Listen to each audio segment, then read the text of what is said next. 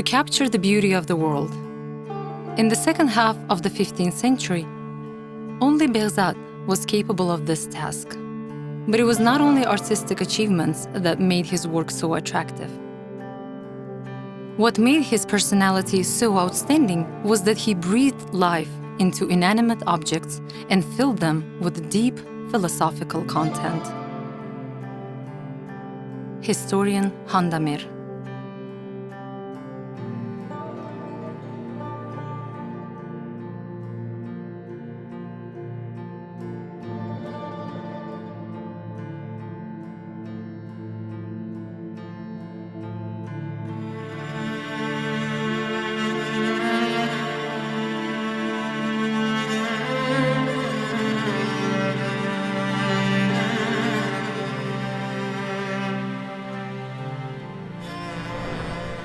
History knows of no other medieval miniature painters, known as widely as Kamoliddin Behzad.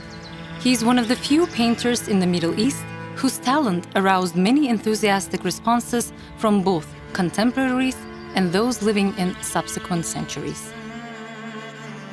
Not all of his works, scattered across numerous museums and private collections around the world, have been confidently identified, and the attribution of some of them to the master is controversial. This does not make it possible to compile a complete list of his original works. Nevertheless, major museums and manuscript collections, both in the East and in the West, are proud of manuscripts and folios with miniatures related to Behzad or his school.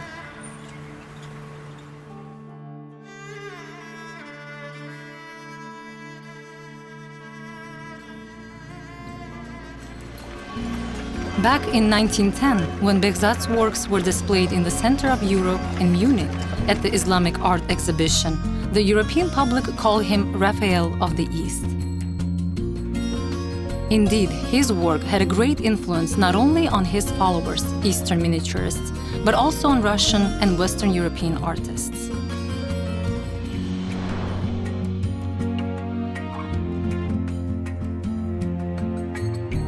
I couldn't believe that it was created by human hands. It seemed I saw something that is born by itself, that is given by heaven as a revelation.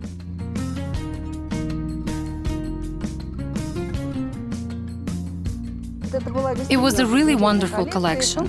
There were also manuscripts with miniatures, and while the study of this artistic element began back then, it fully developed in the 20th century, thanks primarily to Oleg Fyodorovich Akimushkin, who broadly researched into the manuscript culture of the Middle East.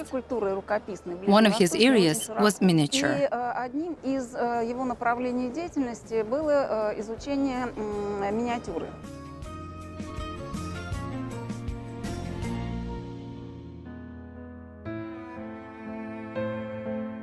A whole galaxy of outstanding, world-famous Orientalist artists, such as Henri Matisse, Auguste Renoir, and others, were influenced by Kamoliddin Behzad's miniatures.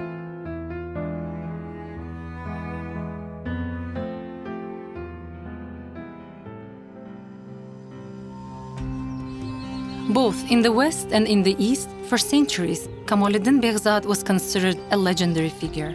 His life, full of events and connected with outstanding thinkers and rulers from his era, still has some blank spots. The exact date of the artist's birth is unknown. According to researchers, he was born between 1455 and 1460 in Herat. By the time of the artist's birth, the Timurid culture had already created unique architecture, unsurpassed literary works, unique manuscripts, and exquisite items of decorative and applied art. Nevertheless, the Timurid Empire was approaching its end and no longer possessed the same power. Amir Timur's descendants waged brutal internecine wars for his legacy.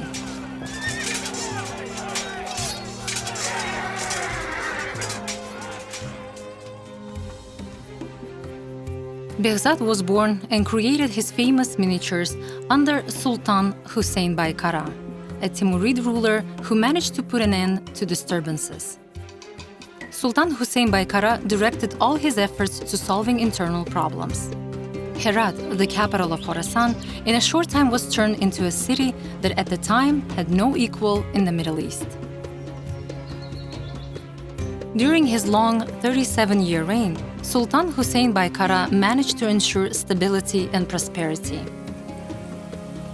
Herat became a cultural center where Mavlana Abdurrahman Jami, poets Hussein Voiz Koshefi, Khatifi, historians Mirhand and Khandamir, outstanding calligrapher Sultan Ali Mashhadi, and others worked side by side and created their immortal masterpieces. The great Uzbek poet and statesman Alisher Navoiy played a huge role in creating an atmosphere of creativity in Herat. He had a great spiritual influence on Behzad's personality and his work.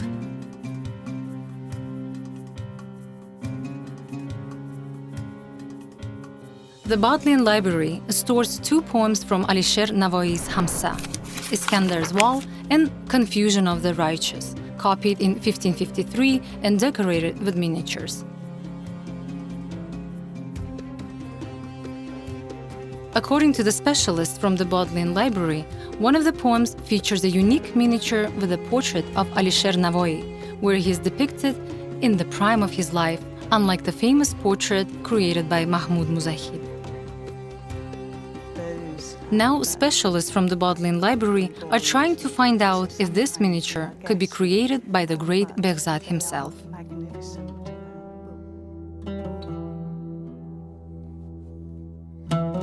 According to historians, Behzad became an orphan at an early age. Qazi Ahmad writes, he was brought up by the famous calligrapher and artist Mirak Nakkash Khorasani. The latter held the high position of Kitabdar, head of the royal library at the court of Sultan Hussein Baykara. The Kitabdar was responsible for the manuscript creation process. After receiving an order, he selected performers, determined the handwriting, the number of ornaments and miniatures. This position required outstanding skill and knowledge of the smallest details of the laborious process of making an artistic manuscript.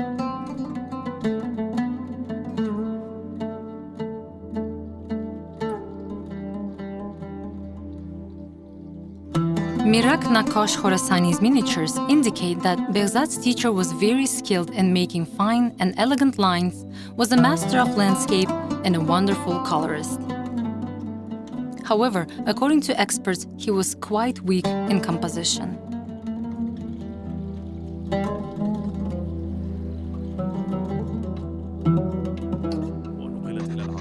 Thanks to the atmosphere in the royal Kitabkhana and the young man's environment, by the age of 23, Behzad became the leading artist in Herat.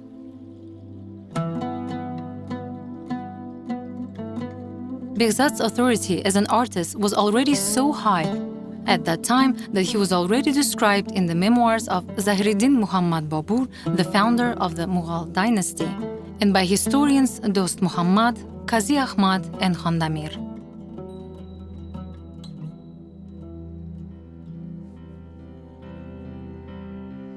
Experts maintain that the brilliant artist had one more teacher, Maulana Wali Allah.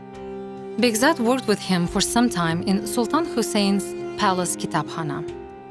In his work, Wali Allah used the Siyahi Kalam technique, illuminated drawing. His miniature in the Topkapı collection was created with pen and ink, resulting in a monochrome composition on paper.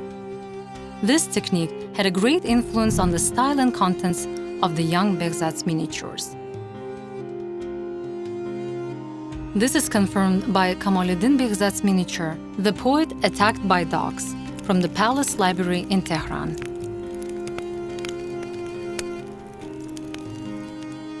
Behzad's contemporaries wrote that Wali Allah was an outstanding miniaturist who taught this art to Behzad's teacher, Mirak Nakkash.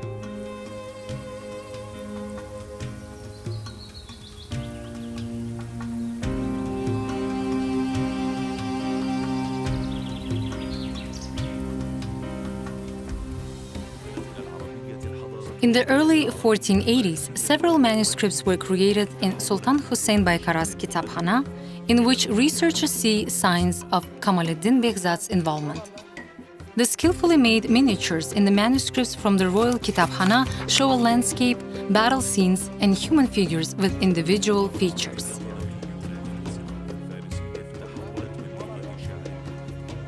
Behzad's miniatures give a clear understanding that he was a great innovator in art. Carpet pages. Wonderful. Every page is perfect.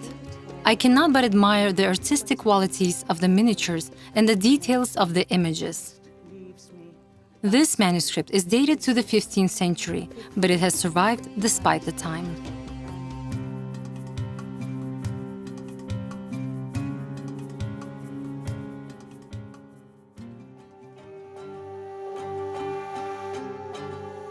In 1490, Sultan Hussein Baykara decreed that Behzad be appointed head of the Royal Kitabkhana, which combined a library and a workshop for creating handwritten books. Have you ever seen the originals of Behzad's miniatures? Sure, but cult works, of course, are stored in various museums and libraries across the world. Personally, I like the absolutely amazing work that is now in the National Library in Cairo. I think it's the most famous work by Behzad. This is an illustration for Saadi's Bustan. The poem Bustan, written in 1257, is Saadi's first major work. It consists of 10 chapters. The main themes in Bustan are piety and justice. Behzad's miniatures correspond to these themes, but they do not always directly illustrate the content of the manuscript, such as the miniature celebration at the court of Sultan Hussein Mirza. Saadi's Bustan is reliably known to have been copied in Hussein Baykara's Kitabkhana in 893 AH, which corresponds to 1488. The poem was copied by the outstanding calligrapher Sultan Ali Mashhadi. The colophon contains not only copying dates, but also those of two miniatures with a date 1 year later, 894 AH, which is 1489.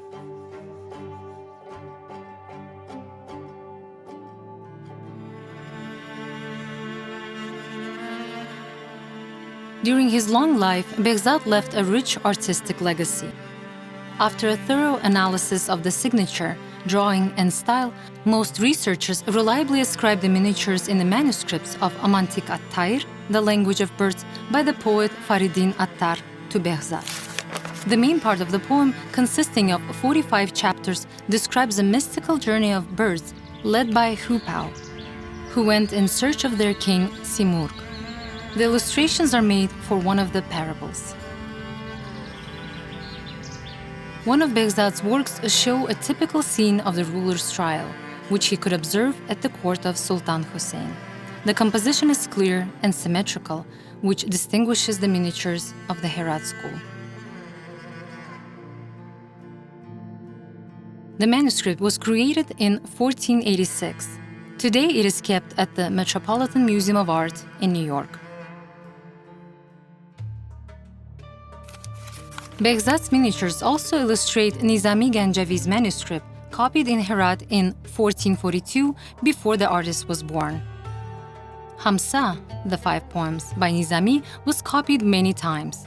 The following illustrations by Behzad to the Hamsa manuscript were created in 1495-1496.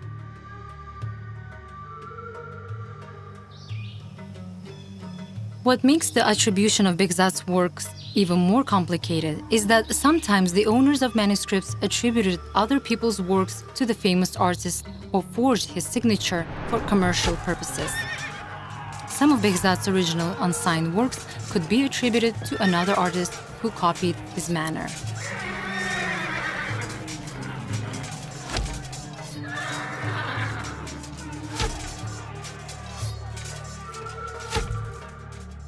Что касается имитации подписи, Это на самом деле такое явление интернациональное, потому что вот The imitation of a signature was a kind of international phenomenon.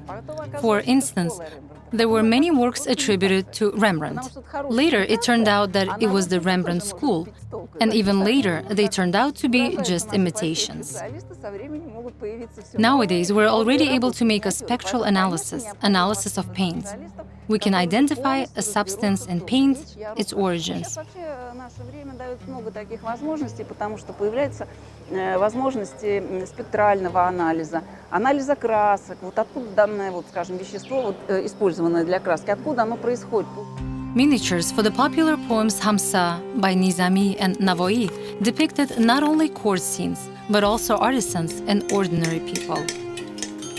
Thanks to the popularity of the Naqshbandi Sufi teachings, craftsman workshops also served as Sufi centers. Therefore, these subjects often were reflected in miniatures.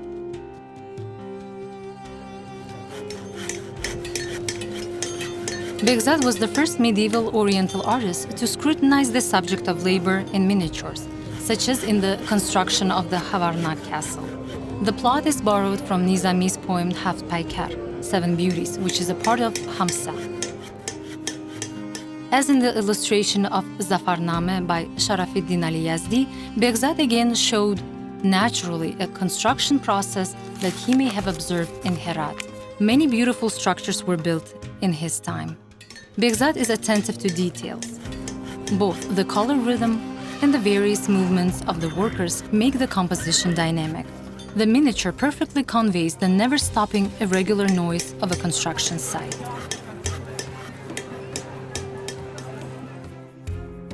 In the miniatures for Zafarname by Sharafiddin Ali Yazdi, Amir Timur is depicted in a scene after a landmark event, the conquest of Balkh in April 1370. This story was of great importance for the Timurids. The miniature depicts the culminating moment, the reception of the Beks from Chagatai Ulus, where Amir Timur was now the only ruler.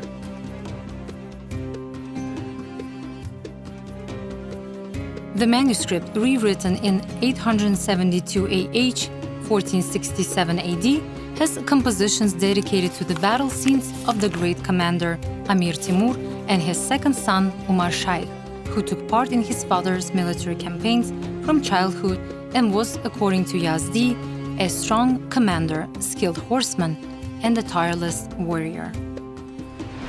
In miniatures dedicated to stories about Alexander the Great, who was called Iskandar in the East, Behzad skillfully turns fantastic plots into quite real ones.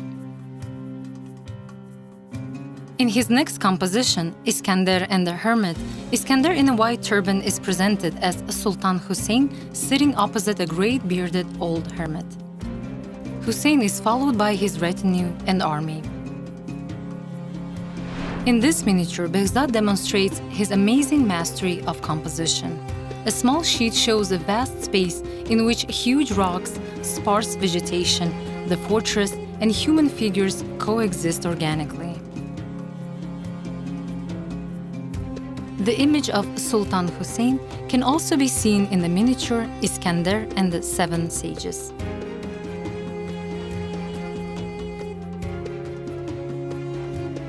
Majnun with animals in the desert. The miniature illustrates the plot of the poem Layli and Majnun. This is the story of the unrequited love by a young poet named Kaisa from the Banu Amir tribe to a girl named Layli from the same tribe. Rejected by her father, he wanders through the desert, composing poems about his love for Layli, for which he was nicknamed Majnun, madman. For Behzad, landscape is primarily a means of conveying mood. The golden sky and the stream amid bright flowers arouse the feeling of peace and unity with nature.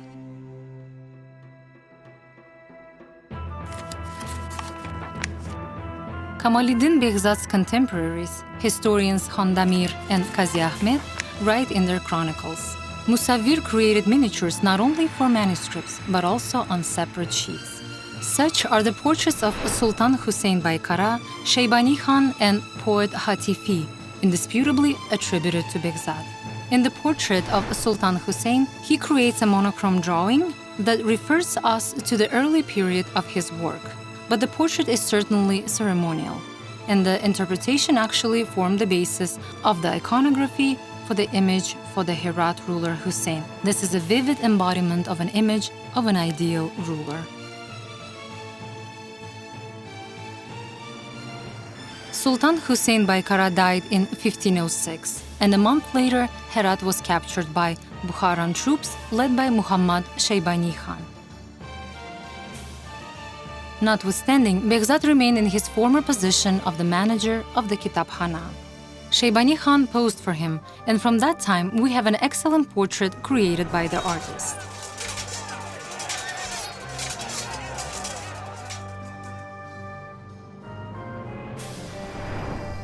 Unlike Hussein's portrait, the portrait of Shaybani Khan, who conquered Herat in 1507, it is made in bright colors. The portrait looks very decorative due to the contrasting combination of pure local colors and gold and calligraphic inscriptions. The details of the portrait, the writing implements, speak about Shaybani Khan's education and love for poetry.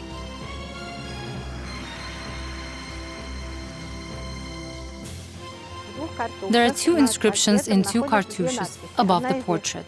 One of them says that it is Behzad's work, and the other that it is a portrait of Shaybani Khan. He is referred to as Shibak there. There is absolutely no doubt that this is a work by Behzad.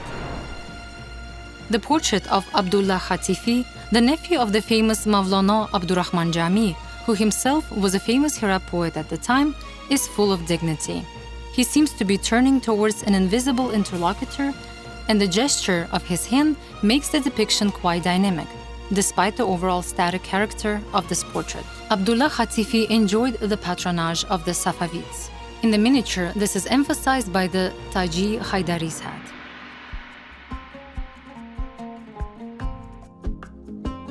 Researchers assume that in 1507-1510, Kamoliddin Behzad worked in Bukhara, where he followed Shaybani Khan along with other Herat artists and calligraphers.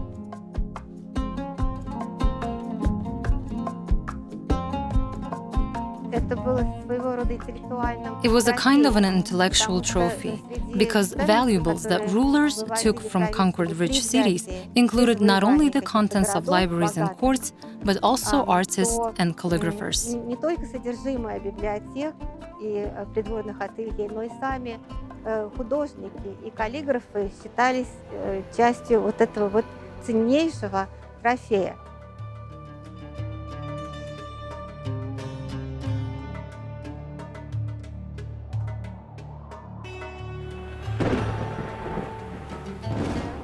In 1510, Shah Ismail, the founder of the Safavid dynasty, killed Shaybani Khan. After that, Behzad moved to Tabriz, the Safavid capital of the Persian Empire.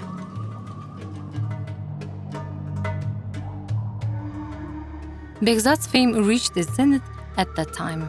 Historian Khandamir reports that on April 24, 1522, Shah Ismail, revering Behzad's talent, decreed that Behzad be appointed head of the Shah's Kitabkhana. The decree states, "In accordance with this miracle of our age, Master Kamoliddin Behzad, a model for painters and an example for goldsmiths, who shamed Mani with his brush and humiliated the pages of Arzang with his pencil."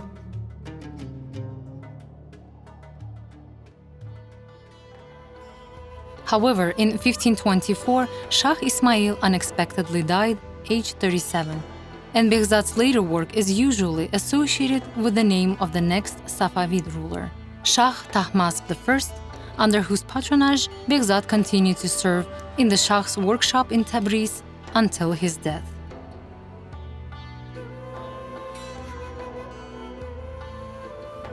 Kamoliddin Behzad died in 1535 or 1536.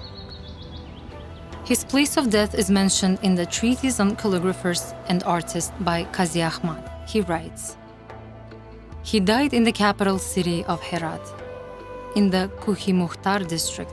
He is buried in a fence full of picturesque images." ناظر العصر مولانا الأستاذ Kamoliddin Behzad. However, Dost Muhammad reports that the artist was buried in Tabriz. Behzad is now considered a star in the firmament of the Timurid Islamic fine art. He is a man who rose so high, it is still very difficult to reach those heights. He developed his own school and had a great number of followers and disciples. Которых он достиг. Несмотря на то, что у него была действительно, как вы сказали, целая школа, у него было огромное количество учеников.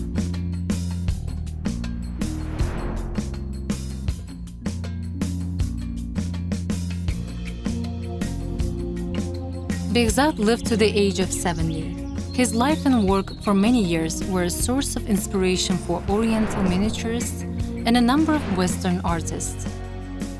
Behzad's name became a stable phenomenon, testifying to the high rise of the culture and art in the East.